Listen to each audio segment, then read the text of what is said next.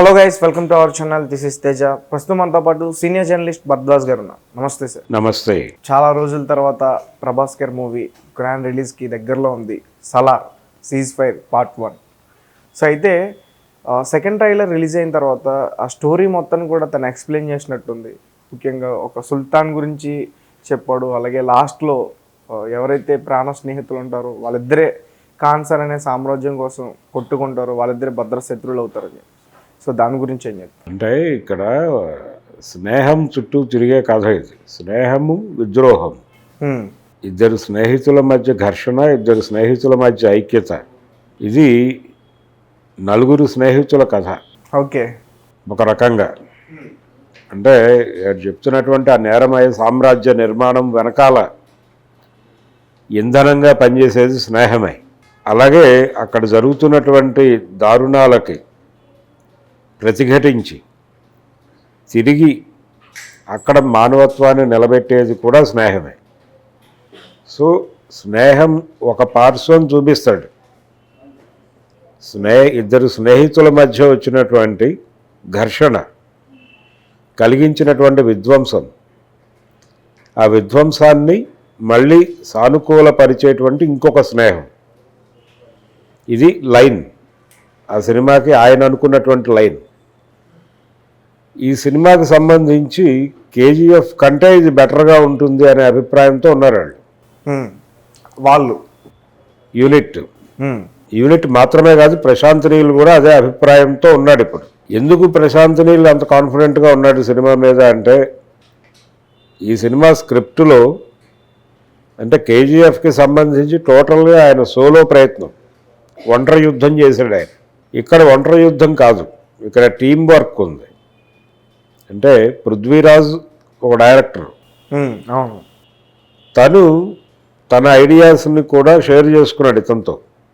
అంటే స్క్రిప్ట్ విని, అంటే లైన్ విని ఎగ్జైట్ అయ్యి వాళ్ళకి డేట్స్ ఇచ్చాడు అతను. నేను గనక సలార్ తీస్తే డెఫినెట్గా ఇలా ఉండేది కాదు అనే మాట కూడా ఆయన ఒక ఇంటర్వ్యూలో అన్నాడు. నేను నా పద్ధతిలోకి అడాప్ట్ చేసుకుని చేస్తే ఇది ఇంకొకలా ఉంటుంది. అంటే ఇప్పుడు ఆయనకి తెలుగులో చిరంజీవి గారు గాడ్ ఫాదర్గా తీసినటువంటి లూసిఫర్ సినిమా ఒరిజినల్ డైరెక్టర్ పృథ్వీరాజే. దానికి సీక్వెల్ తీసే పనిలో ఉన్నాడు ఇప్పుడు ఆయన, మోహన్ లాల్తోనే. ఆ క్రమంలో ఈ సినిమాలో నటించాడు. ఆయనకి ఇందులో కొంత ఏదో ఉంది, ఇందులో చేయదగ్గ సినిమానే అని అనిపించి మొదలుపెట్టాడు. మొదలుపెట్టిన తర్వాత తన ఐడియాస్ని ఆయనతో ఎక్స్చేంజ్ చేసుకోవడం మొదలుపెట్టాడు ప్రశాంత్ నీల్తో. ఇది ఒక సపోర్ట్ దొరికినట్టుగా ఫీల్ అయ్యాడు అతను.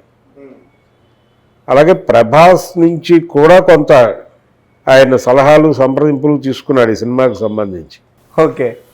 సో ప్రతి ఒక్కళ్ళని ఇన్వాల్వ్ చేసి టీం వర్క్గా సినిమాని డిజైన్ చేశారు. ఇదేదో గొప్ప అద్భుతమైన కథ ఏమీ కాదు, కానీ తెర మీద ఒక అద్భుతాన్ని ఆవిష్కరణ మాత్రమే చేయగలడు ఆయన.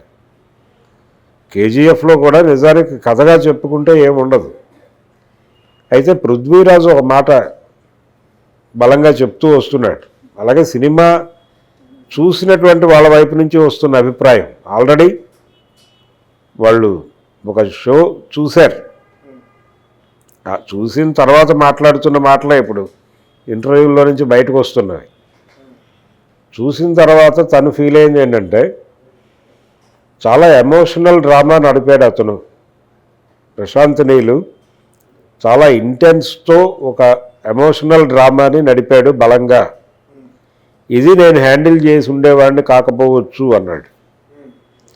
నేను చేస్తే ఇదే కథ ఇంకోలా ఉండుండేది, కానీ ఇతను ప్రధానంగా ఎమోషనల్ డ్రామా మీద కాన్సన్ట్రేషన్ చేశాడు. అది నేను చేసి ఉండేవాడిని కాకపోవచ్చు, ఇది కరెక్ట్ అవుతుంది ఆడియన్స్కి అనేటువంటి అభిప్రాయం నాకు కలిగిందని చెప్తున్నాడు ఆయన చూసిన తర్వాత వచ్చిన వాక్యం అది. కాబట్టి ఈ మ్యాజిక్ వర్కౌట్ అవుతుంది. ఈ ఇంటెన్స్ ఫ్యామిలీ డ్రామా లేకపోతే ఇంటెన్స్ ఎమోషనల్ డ్రామా, ఇవి ఈ మధ్యకాలంలో బాగా కనెక్ట్ అవుతున్నాయి. యానిమల్ సినిమా చూసాం మనం. అవును. ఆయన ప్రతి సన్నివేశాన్ని చాలా ఇంటెన్స్తో తీశాడు. అది ఇంటెన్సా లేకపోతే ఉన్మాదమా అనేది వేరు. అంటే బలంగా చెప్తున్నాను అనే ప్రయత్నంలో, బలంగా చెప్పే ప్రయత్నంలో ఉన్మాదపు స్థితికి కూడా చేరిన సీన్లు ఉన్నాయి దానిలో, యానిమల్లో. అది కంటెంట్కి సంబంధించిన స్ట్రగుల్. కానీ ఇక్కడ ఆ పరిస్థితి లేదు. వీళ్ళు out and out commercial cinema తీయాలని అనుకున్నారు. ఈ కమర్షియల్ సినిమా కోసం ఒక ఎమోషనల్ డ్రామాని వాడాలనుకున్నాడు ఆయన. కేజీఎఫ్లో కూడా కనిపిస్తుంది అది. కేజీఎఫ్ కంటే కూడా హై వోల్టేజ్ ఎమోషనల్ డ్రామా ఉంది దీనిలో అనేది.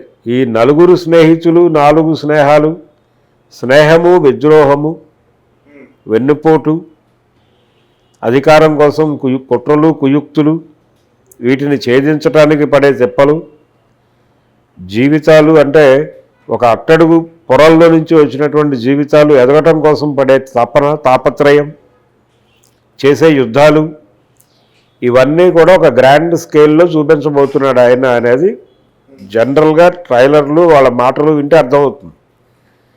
దీని మీద ఒక ఎమోషనల్ డ్రామాని అద్భుతంగా వండాడు అనేది ఒక డైరెక్టర్ నుంచి వచ్చినటువంటి మాట.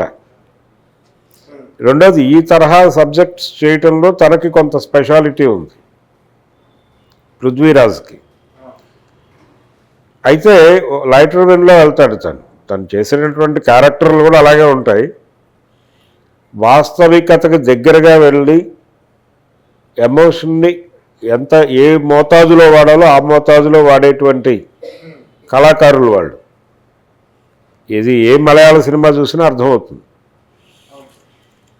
ఆ మోతాదు మించదు. కానీ ఇక్కడ ఇతను చాలా హై వోల్టేజ్లో వెళ్ళాడు అనేది తను ఫీల్ అయ్యాడు. ఇది కరెక్ట్ అవుతుందని నమ్ముతున్నాడు అతను. కాబట్టి ఇది డెఫినెట్గా బాక్స్ ఆఫీస్ని కనెక్ట్ చేసుకునే సినిమా అనేది అయితే క్లియర్. ఏ రేంజ్కి పెడుతుంది, ఇప్పుడు వాళ్ళ ముందు టాస్క్లు ఉన్నాయి. యానిమల్ 1000 కోట్లకు వెళ్ళిపోయింది. యానిమల్ 1000 కోట్లకు వెళ్ళిపోయింది. 1200 కోట్లతో, అంటే పఠాన్ షారుఖ్ ఖాన్ రేంజ్కి వెళ్ళిపోయాడు అతను. షారుఖ్ ఖాన్ని దాటి ఇప్పుడు ప్రభాస్ దిశగా ప్రయాణంలో ఉన్నారు. ప్రభాస్ కూడా ప్రభాస్ దిశగా ప్రయాణంలో ఉన్నాడు. బాహుబలి 1500 కోట్లు కొట్టాలి. ట్రిబుల్ ఆర్ ఆ పని చేయలేకపోయింది. ఎందుకు చేయలేకపోయింది? 1200 కోట్ల దగ్గర ఎందుకు ఆగింది అంటే, సబ్జెక్టుకు సంబంధించినటువంటి పర్టికులర్గా అంటే టోటల్గా విఎఫ్ఎక్స్ మీద డిపెండ్ అవ్వటం అనేది ఒక మిస్టేక్ జరిగింది ఆ సినిమాలో. అది ఆ టైంలో మాట్లాడుకున్నాం మనం. అంటే కొంత ఆడియన్స్ కంటికి రిలీఫ్ ఉండాలి. న్యాచురల్ లొకేషన్స్, సెట్లు మిక్స్ చేస్తూ గత్యంతరం లేని పరిస్థితుల్లో విఎఫ్ఎక్స్కి వెళ్ళటం వలన ఆడియన్స్ స్ట్రైన్ అవ్వరు. కానీ ఆడియన్స్ని టోటల్గా స్ట్రైన్ చేసిన సినిమాగా ట్రిబుల్ ఆర్ ఉంది. అందువలన అది ఎంత అద్భుతాన్ని తెర మీద ఆవిష్కరించినప్పటికీ, టెక్నికల్ వండర్ అని చెప్పుకున్నప్పటికీ, ఆస్కార్ కొట్టినప్పటికీ, ప్రేక్షకుడికి అది కరెక్ట్ అయిన పద్ధతిలో కొంత తేడా ఉంది. అందుకనే అది బాహుబలి రేంజ్కి వెళ్ళలేకపోయింది. బాహుబలిలో కూడా విఎఫ్ఎక్స్ ఉన్నారు కదా సార్ ఎక్కువ. మరి ఉన్నప్పటికీ అదొక జానపద కథ. దాన్ని అలా చూడటానికి ప్రిపేర్ అయ్యి వెళ్తాడు ప్రేక్షకుడు. మీరు అలా చూడటానికి ప్రిపేర్ కాని ఆడియన్స్తో ఆ గేమ్ ఆడారు ట్రిబుల్ ఆర్లో. అందువలన మిస్ మ్యాచ్ అయింది. అది కొంత లాగింది సినిమాని. అది గనక మేకప్ చేసుకుని ఉంటే, మేనేజ్ చేసుంటే అది కూడా వెళ్ళుండేది నెక్స్ట్ లెవెల్కి. సో ఇప్పటికీ బాహుబలి పార్ట్ 2 1500 కోట్లతో నిలబడి ఉండడానికి కారణం అది. దాన్ని బీట్ చేసే ప్రయత్నం ఇప్పుడు ప్రభాస్ కూడా చేస్తున్నాడు. యానిమల్ ఆల్రెడీ ప్రయాణంలో 1000 కోట్ల దగ్గరికి వచ్చేసి ఉన్నాడు. ఇంకా స్ట్రాంగ్ నడుస్తోంది. ఎల్లుండి నుంచి డౌన్ఫాల్ మొదలవుతుంది యానిమల్కి. అంటే సలార్ ఏ మేరకు యానిమల్ని కట్టడి చేసి ముందుకెళ్ళగలడు అనేది డిసైడ్ అయ్యే ముహూర్తం ఎల్లుండే. మన యానిమల్ సలార్ గురించి మాట్లాడుకుంటున్నాం, కానీ మధ్యలో షారుఖ్ ఖాన్ గారి మూవీ కూడా ఉంది 21st డుంకీ ఉంది. అది కూడా కంట్రోల్ చేస్తుంది యానిమల్ని. అంటే హిందీ బెల్ట్లో అది కంట్రోల్ చేస్తుంది, సౌత్ బెల్ట్లో ఇది కంట్రోల్ చేస్తుంది. కాబట్టి ఏ విధంగా చూసినా యానిమల్కి కంట్రోల్ వస్తుంది. వచ్చిన తర్వాత ఈ రెండు ఎక్కడికి వెళ్తాయి? ఇప్పుడు పఠాను, జవాను సినిమాలతో హిట్లో ఉన్నాడు ఆయన, సక్సెస్ స్వింగ్లో ఉన్నాడు, హ్యాట్రిక్ కొట్టడం కోసం రెడీగా ఉన్నాడు. సో హ్యాట్రిక్ హిట్ ఇస్తుందా అవతల ఆ డైరెక్టర్ మీద చాలా హోప్స్ ఉన్నాయి. మున్నాభాయ్ సిరీస్ చేసినటువంటి డైరెక్టర్ కాబట్టి అతని మీద ఉన్నటువంటి హోప్స్, షారూక్ ఉన్నటువంటి సక్సెస్ ట్రాక్. అయితే ట్రైలర్స్ అవి కూడా ఇంప్రెసివ్గా అనిపించలేదు. ట్రైలర్ ఇంప్రెసివ్గా ఉంటే జనాల్లో ఎక్స్పెక్టేషన్స్ పెరిగి థియేటర్లో డిసప్పాయింట్ అవుతారేమో, అందుకని ఇలా ఉందేమో అనే అభిప్రాయం కూడా ఉంది. ఒక చర్చ నడుస్తోంది దాని మీద. ఒకవేళ అది ఇంప్రెసివ్గా ఉంటే దాన్ని కూడా ఎదుర్కోవాల్సిన పరిస్థితి ఉంటుంది. అదే అంటే మొదటి యుద్ధం యానిమల్తోనూ, రెండో యుద్ధం షారూక్తోనూ, ఈలోపు సంక్రాంతి సినిమాలు మొదలవుతుంది వాటితోనూ. అంటే సలార్ చాలా కీలకమైనటువంటి యుద్ధంలో ఉంది. సలార్ అంటే ఏమిటి అనే చర్చ కూడా జరుగుతోంది కదా. ఆయన ట్రైలర్లోనే ఆ ప్రశ్న ఎత్తాడు. ఒక కమాండర్ అనేటువంటి అర్థం ఉంది. ఈ కమాండర్ ఇతను ఒక దళ నాయకుడు ఈ టైప్లో, అంటే సుల్తాన్కి ప్యారలల్గా ఒక తిరుగుబాటు గ్యాంగ్ నాయకుడా ఏమిటి అనేటువంటి ఒక చర్చ ఉంది. ఏది ఏమైనా ఇప్పుడు సలార్ మీద మనకు అందుతున్నటువంటి సమాచారము, సినిమా చూసిన వాళ్ళు మాట్లాడుతున్నటువంటి మాటలు అయితే ఎమోషనల్గా ఉంది cinema. Action packed emotional drama అనే మాట బలంగా చెప్తున్నారు సినిమా చూసిన వాళ్ళు. కాబట్టి సినిమా చూసిన వాళ్ళ మాట శిరోధార్యం. ట్రైలర్లు చూడటం ఇదంతా వేరు. ట్రైలర్స్ మనని అంటే అది కూడా డీవియేట్ చేసి ఉండొచ్చు, లేదు అది కూడా మోసం చేసి ఉండొచ్చు. అంటే ఎక్స్పెక్టేషన్స్ పెంచకుండా ఉండటం కూడా ఒక కుట్రై. ఎమోషన్స్ పెంచాల్సిన అవసరం లేదు. ప్రభాస్ ఉన్నాడు అక్కడ, ప్రశాంత్ నీల్ ఉన్నాడు. ఇద్దరు కూడా చాలా ఇమేజ్ ఉన్నటువంటి వాళ్ళు. వాళ్ళ పాత ట్రాక్ రికార్డుల ప్రకారం ఆటోమేటిక్గా వీళ్ళ సినిమాలకు జనాలు వెళ్తారు. థియేటర్లోకి వచ్చిన తర్వాత వాళ్ళని కనెక్ట్ చేసుకోవడం బెటరు.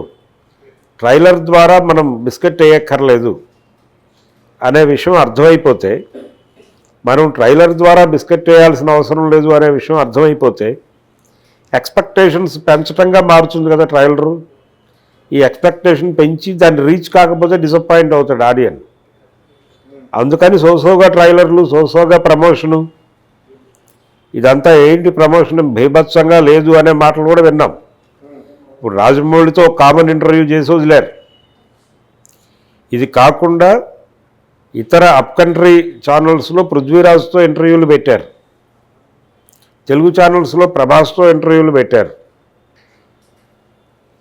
ఇక్కడ వరకే ప్రయత్నం, అంతకుమించి ఎక్కువ హడావిడి హైరానా పట్టలేదు.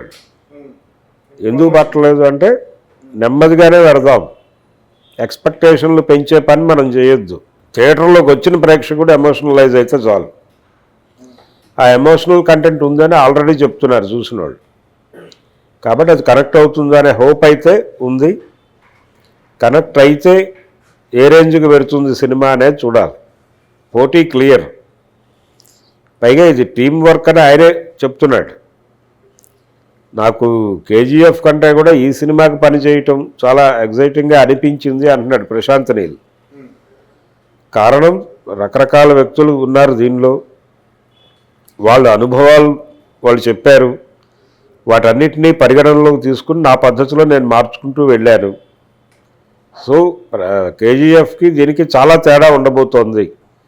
కేజీఎఫ్ కంటే ఇది బెటర్గా ఉండబోతోంది. కేజీఎఫ్ కంటే కూడా దీనికి ఎక్కువ బుర్రలు పనిచేసినాయి. పెద్ద బీభత్సమైన లైన్ కాకపోయినప్పటికీ ఎగ్జిక్యూషన్ ఎట్లా ఉండాలి అనే దానికి సంబంధించి చాలామంది మేధో ఉంది దీనిలో. అందుకని మేము గెలవగలం అనేటువంటి కాన్ఫిడెన్స్తో ఉన్నాడు ఆయన. ఆ కాన్ఫిడెన్స్ చూసిన తర్వాత మాట్లాడుతున్నాడు ఆయన. కాబట్టి చూసిన వాళ్ళ అభిప్రాయం ప్రకారం చూస్తే సినిమా డెఫినెట్గా సక్సెస్ అనేది మనకి అందుతున్నటువంటి వార్తలు. చూద్దాం ఎంతవరకు నడుస్తుంది అనేది. Okay sir, thank you so much. Thank you.